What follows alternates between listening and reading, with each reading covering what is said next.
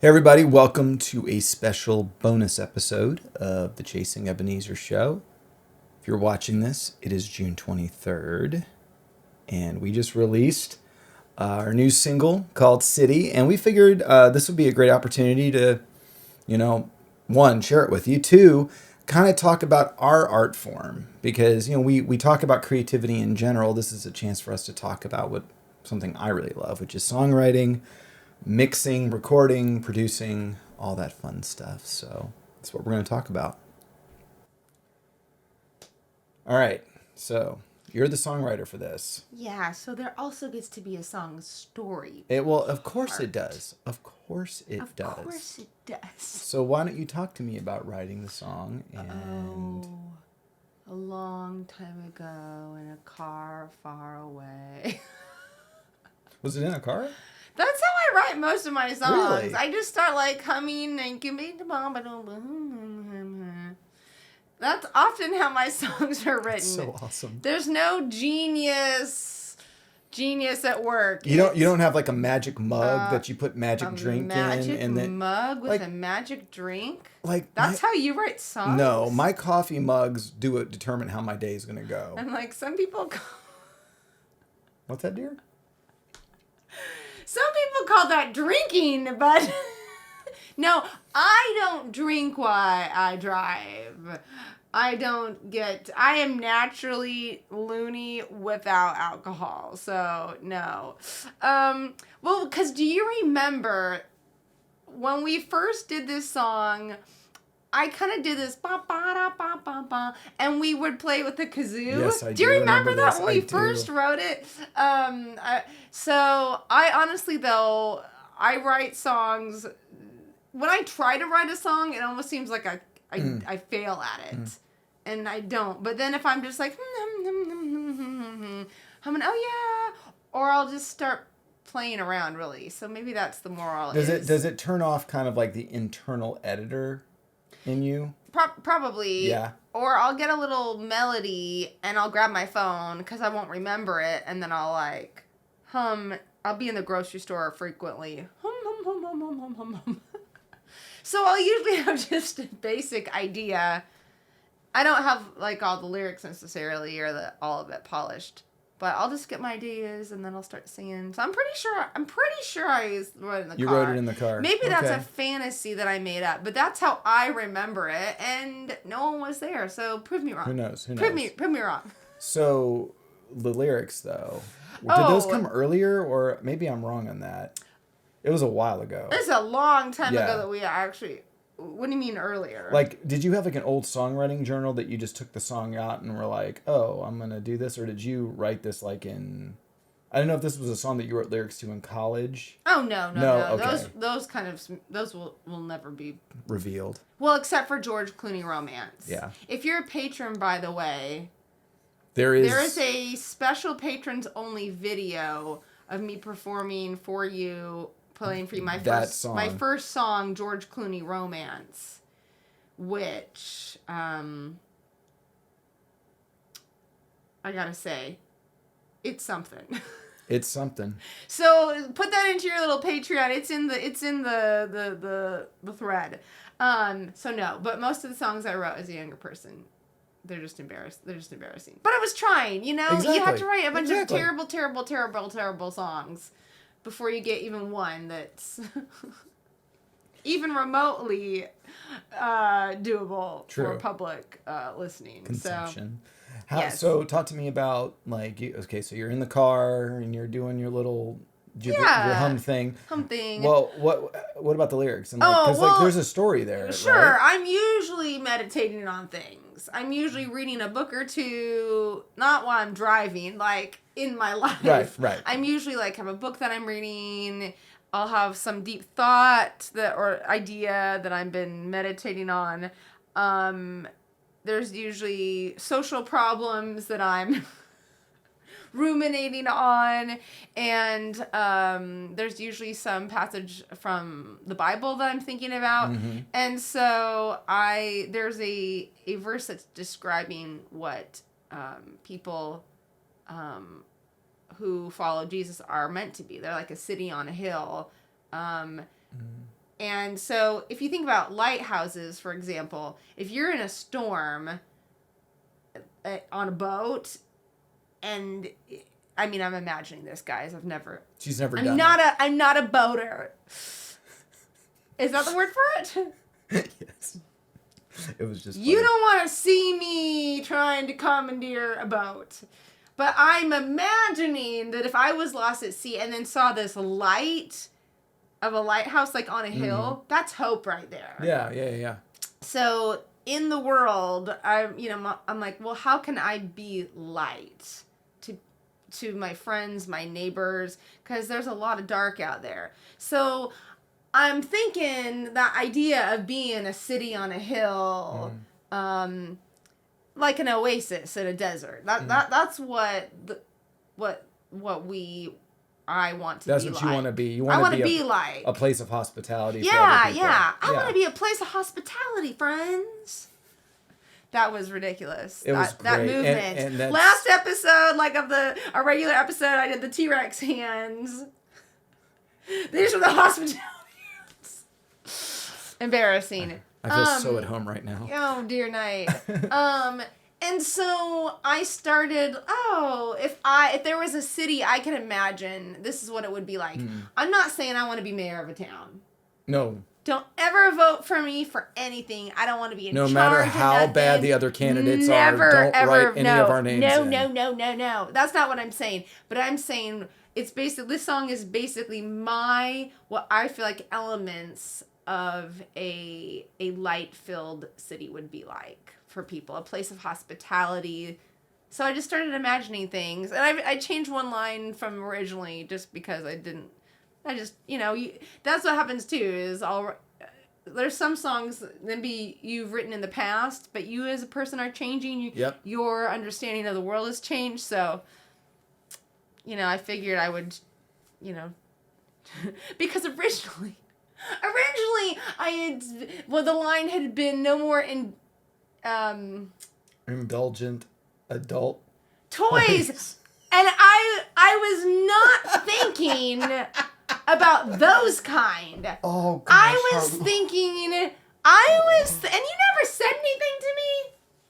Why didn't you say anything to me? You didn't think about it? I don't really know what my thought process I don't know. was. I wasn't thinking like that kind. I was thinking like... I don't even know what kind you're talking about. I was thinking about like...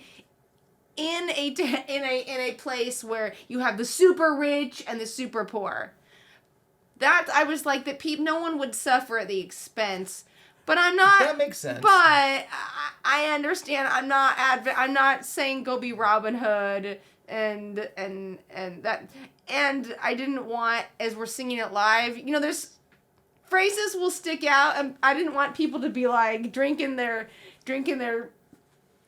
coffee, their cup of or their magic, milk, and their fries, and be like, wait, she's singing it about adult toys? Like, I felt like that would be all people would take away. So I changed it to no more weapons that do destroy. Mm-hmm. I like that one. I like it too. I think it's timely. I think it's good. Yeah.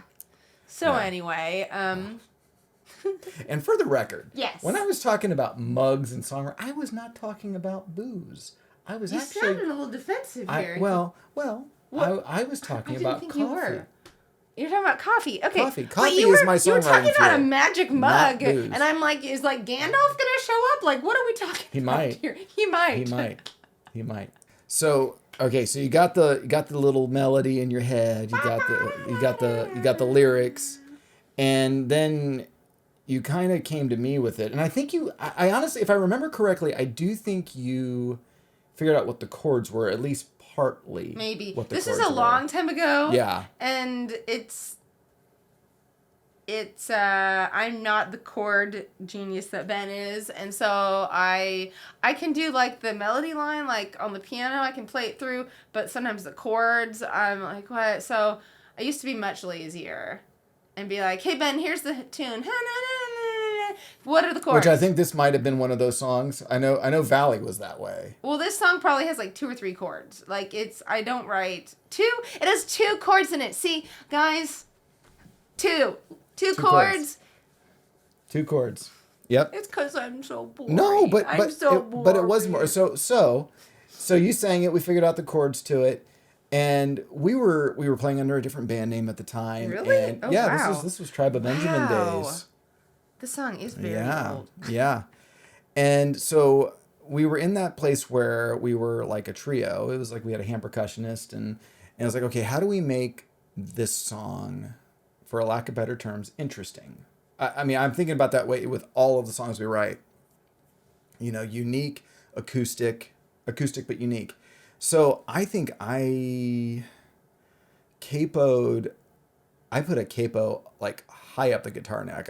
Any A like capo is a little is metal a thing. little metal thing that you put on the guitar to change the pitch. It really works well. And I remember, I put it up there to a place where it was like, some guitar players like, that's too high.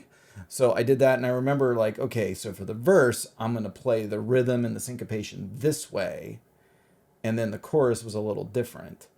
You mean your strum pattern? My strum pattern, Okay. not just the strum pattern, but like, because the changes of the chords, this is gonna get a little nerdy. Hold on, the changes of the chords are different in the timing in the chorus. Oh, so than the in chord verse. it's only 2 chords, but It's a verse and a chorus, but the where they're timing of placed. them are different. Exactly. So One of them I kind of made a little bit more Okay. groovy with like a little hammer-on kind of sound on the acoustic, and then the chorus was more note-driven. So like I had this like little blues riff that I was just playing on it the whole time, and it was really it's one of my favorite songs to play live because it's 2 chords, which means that I can just enjoy playing and not worrying about it. And when you're capoed up that high, there's only so many places you can go on the guitar, so the odds of me screwing up are a lot less. But I really, really love playing that song live. It's super fun. So when we kind of decided, okay, what are some songs that we could like record ourselves? This was definitely on the top of the right. list. It was not Yeah. it wasn't, I wouldn't call it a B-side song, but it was one of those songs where it was simple enough to where we could do some really interesting things with it. I'm all about writing the B-side songs No, there. she's That's not. my role. No. No. So when we decided to record it, we wanted to make it definitely more of like a duo kind of thing. It would sound more acoustic, because if you hear us play it with a full band live, it's rock and roll is what it is. It's our lead guitarist just gets into it, and our drummer gets in. Everybody just really gets into it. So we wanted to record something that would represent a little bit more of like when we play as a duo, but also like make it uniquely interesting. So we kind of went after I don't know, we said a French cafe kind of vibe in recording it. So what do you think of when you think of a French cafe?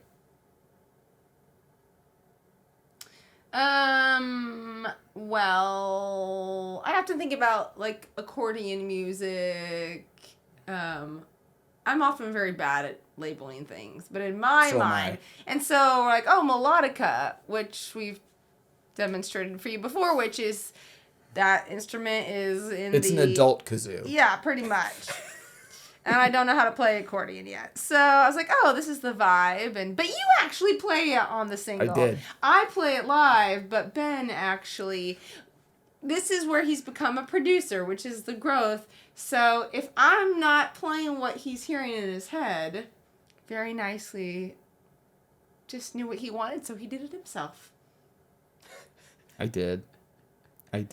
Take over. You take over. That's also what you did to the cover art, by the way, right? Well, I just tried to make it. We've created a brand as a band, right? I mean, and whatever we make, I kind of wanted to just feel like it both fit of like yes, visually. yes. So I came up with the original design that we that's also a Patreon perk.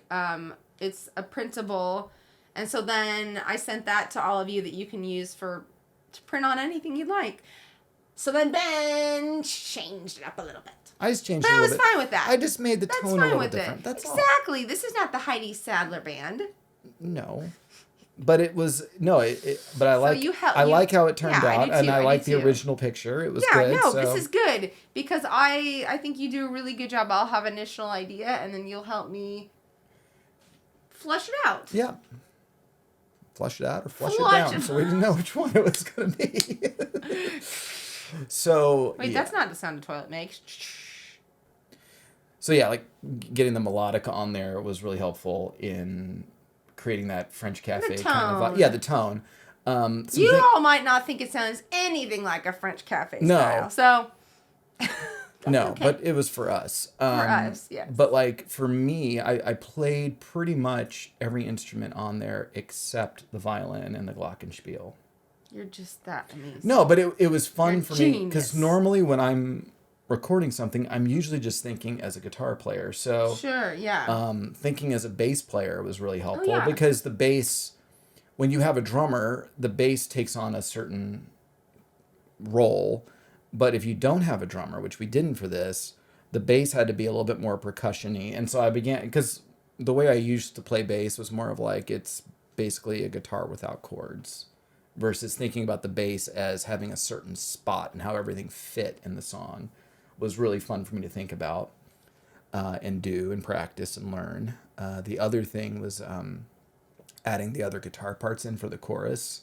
So like we've got a nylon guitar in there that's doing just light little finger pick stuff. We've got another guitar part in it that's more of like the just background rhythm guitar. So I was able to give, I like doing textures when we record things. So I like it so much. We did decide that there was a little too much glockenspiel. There was, and I took it out. The question, can there be too much? There can be. There can be. There absolutely can be.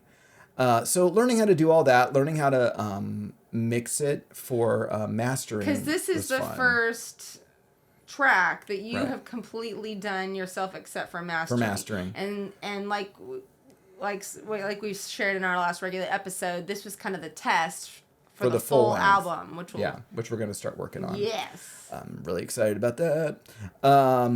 But so after getting it all done, there's a little bit of nervousness there because I've tried to record things by myself in the past and it has not gone well. It has not gone well. Doing the demos has kind of helped for our patrons, has helped me kind of grow in learning how to do it.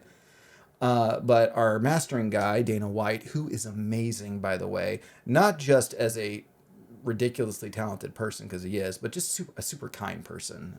He offered to like give me feedback on the initial mix since it was my first time doing it. So I sent it to him and he wrote me back right away. And he was like, well, here's what I like. He gave me all the things that he liked, which was so kind.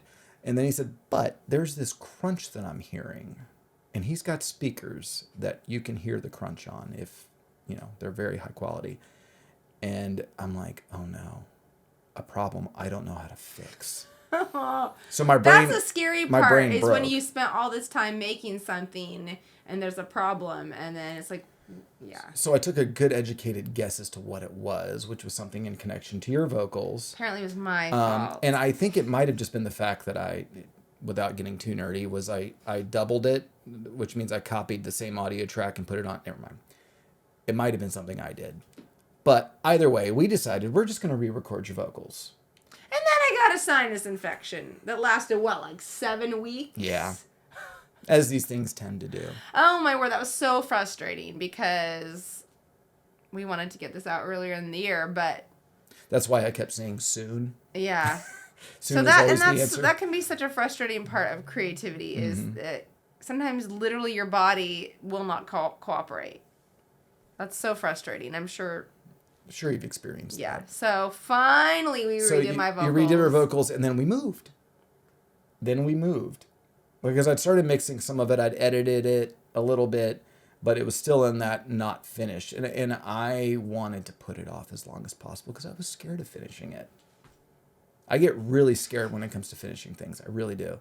Why are you scared of it? That you're not going to be able to finish it well? Or that I'll make some, like in the publishing, in the act of publishing, I'll make some mistake that I have to go back and correct. So there's a lot of anxiety for me around finishing projects. But we moved. And then I was like, you know what? We got to get this done. And I was like, I'm going to devote a lot of time to this. And I got it done really quick. Like I was scared by how quickly I got the mix done. I'm like, but I just kind of felt, I felt like God was saying, you need to just get this out. So get it done. I finished it. We both kind of felt good we listened to it. We felt good about it. There's never going to be a place where anything we do is like, it can't get any better. But there becomes a point where it's like, okay, this is as good as it's going to be. Where we're at right now, this is as good as it's going to be. So we sent it out to Dana, and he wrote back. He was very affirming of the mixing, which for me was really, that was, because sometimes I feel like I'm still learning how to do that. He got it mastered, got it done, got it back to us, and really, really happy with how it turned out. I'm happy. I'm glad that you're happy. I'm happy too. You're happy too. We're both happy. And we're so happy to be able to finally share it with you.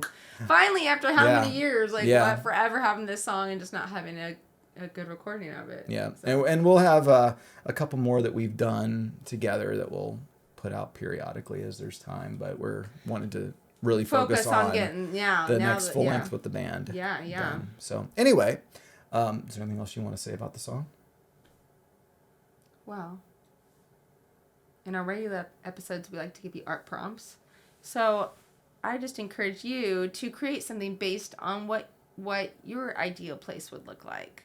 That's a good one. What would being a person who has a spirit of hospitality? Because you might not have a house that you can welcome people, into. Well, maybe it's a small space or you just don't.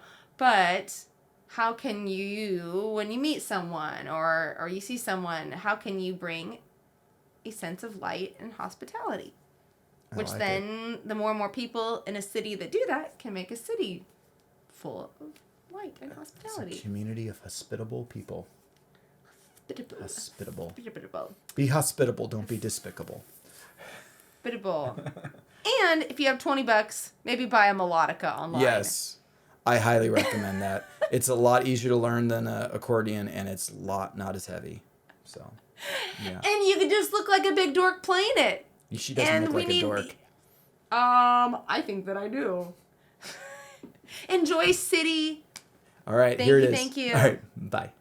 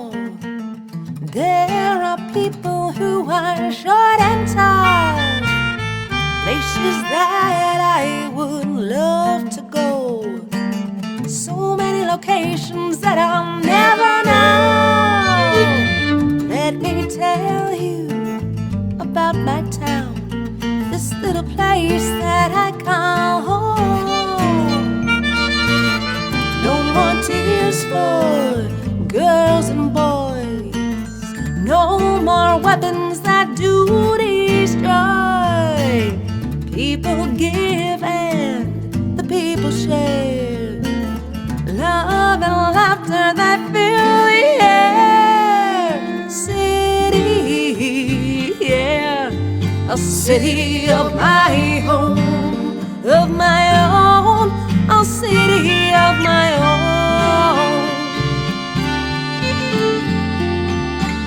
Light shining down for the world to see, and a safe place, shelter for the weak, rest for the weary, upon our broken world. Oh yeah. So if you ever have that time, stop on by.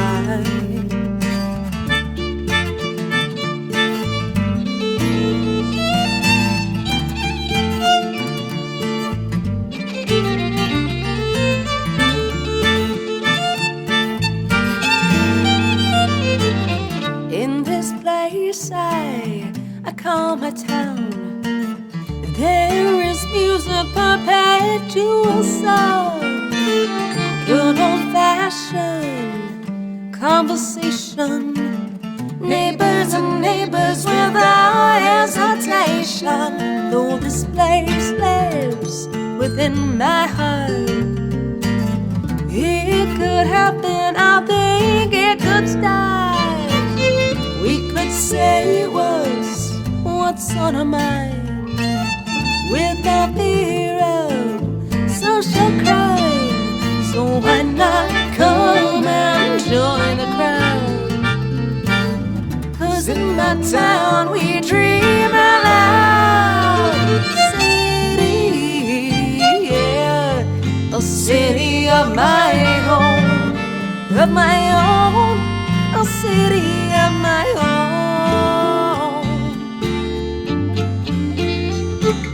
Light shining down for the world to see, and a safe place, shelter for the weak, rest for the weary, hope for the broken one. Oh, oh, yeah. So if you ever have that time, stop on by.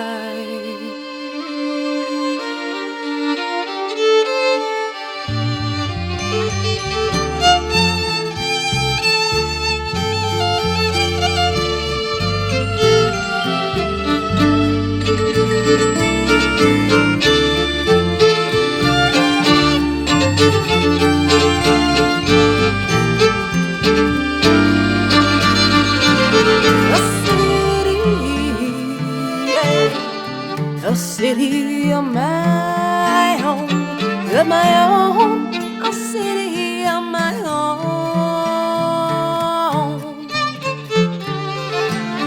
Light shining down for the world to see, and I say